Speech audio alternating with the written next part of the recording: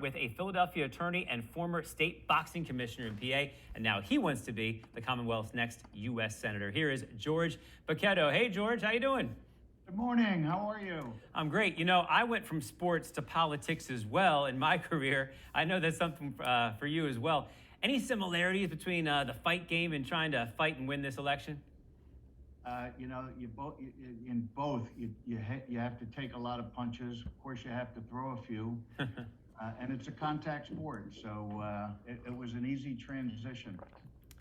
Well, it's hard to fight punches and throw punches when you're not there to throw them. There was a debate earlier this week. You were not there. Some of the other candidates were not there. We're going to show some footage of it now. They call these folks the front runners, but how do you approach sort of how this has been split up between one group and then another when it comes to the voters trying to hear from everybody?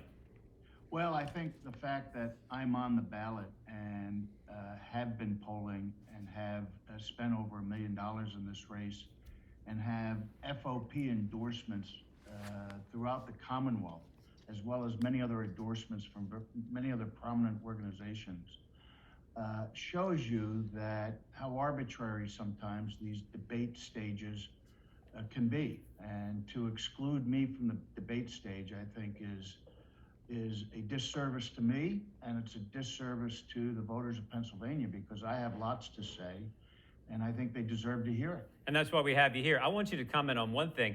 During that debate, if the perceived front runner is the person with the endorsement, meaning Dr. Mehmed Oz, they were taking some shots at him. If you were on that debate stage talking about him and his supposed lead, what would you say to maybe make a dent in his trajectory? Well, I've addressed this issue in the debates that I have been in, and I do not believe in taking shots at so-called opponents. In my mind, they're not opponents. They are other candidates for the United States Senate office. I think the dignity and the esteem of the office dictate that we talk about our own strengths and what we can do for the voters, rather than just taking petty pot shots at each other. So I've refused to engage in any pot shots whatsoever. When I appear at debates, I talk about who I am, what I can do, what I can deliver to the voters. I don't mention my other colleagues.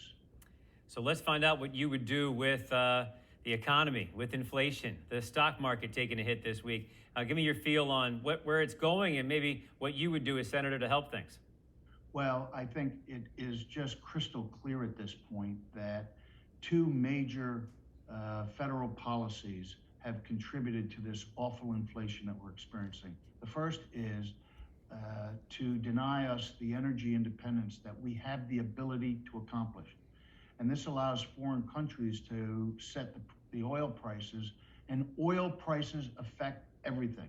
And when they spike, because foreign governments spike them on us, then everything else we have also spikes. The second policy that has affected this is the wholesale printing of money to support all of these left progressive plans and programs and giveaways that have absolutely flooded the money supply with new dollars. And when you flood the money supply with new dollars, they become worth less. That translates into inflation. This inflationary activity can be reversed readily by implementing energy independence policies and by stop printing money. And that's where we need to be and go. Okay, I hear you. Let's talk about the other big story recently. Roe versus Wade. It looks like that leaked decision is accurate, according to the Supreme Court. If that becomes the law of the land, we'll talk about that in a second. Let's talk about the leak itself first. How much does that concern you? It concerns me deeply. And by the way, I just this past week have an op-ed published in the Washington Times talking about the equivalency of this leak to the insurrections that occurred on January 6th. This is a direct assault on our institution, our judicial institution, and it's an effort to undermine it and destroy it. And that's insurrectionist. And we must get to the bottom of how that happened, who was responsible, and hold them responsible. We must also make sure that whatever system weakness exists that would allow that leak to occur, okay, gets corrected. Now let's talk about the decision itself.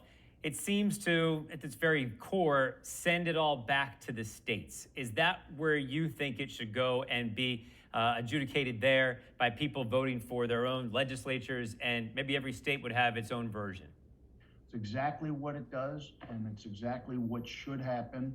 In your question, you've summarized it beautifully. It is a state's issue.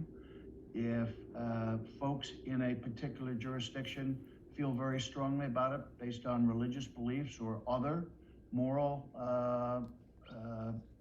initiatives, then they should have the right to control their own communities.